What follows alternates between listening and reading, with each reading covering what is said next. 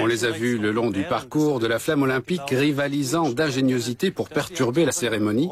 Les militants des droits de l'homme ont frappé un grand coup médiatique. Pour faire parler d'eux, les activistes non violents emploient des méthodes bien rodées.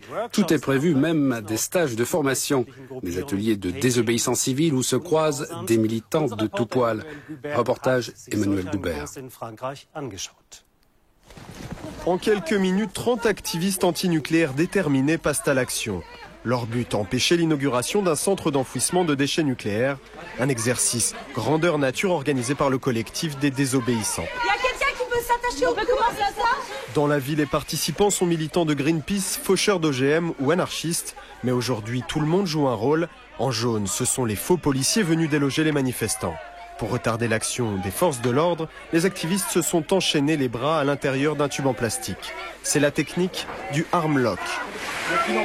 Notre parti, nous, c'est de se mettre un peu dans le rôle de la police pour voir comment elle peut réagir face aux situations. Ça permet de connaître un peu mieux la personne qu'on a en face et de mieux réagir. Eux, ça permet de voir un peu des techniques pour ralentir la progression de la police. Et ça a bien marché parce que là, on galère vraiment à les déloger. Non, c'est pas possible. Le formateur, lui, s'est glissé dans la peau du propriétaire du terrain. Militant antinucléaire convaincu, il sait que le succès d'une action non violente dépend de son organisation.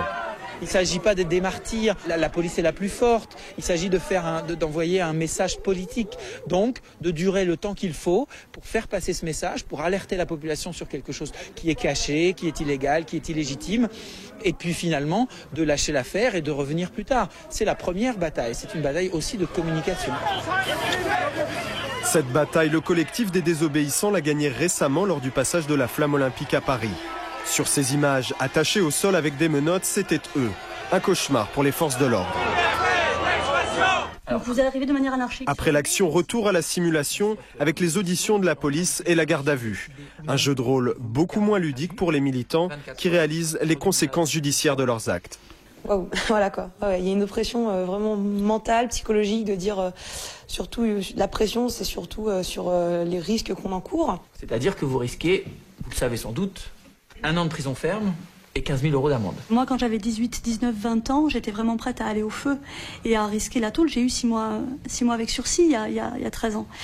Je les craignais pas à l'époque. Maintenant, au jour d'aujourd'hui, j'ai une vie qui est cadrée, j'ai un enfant, etc. Je prendrais plus ce genre de risque.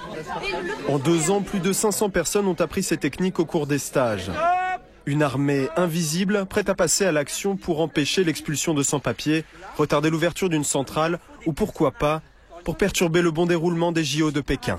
Et que le même jour, le pape est mort,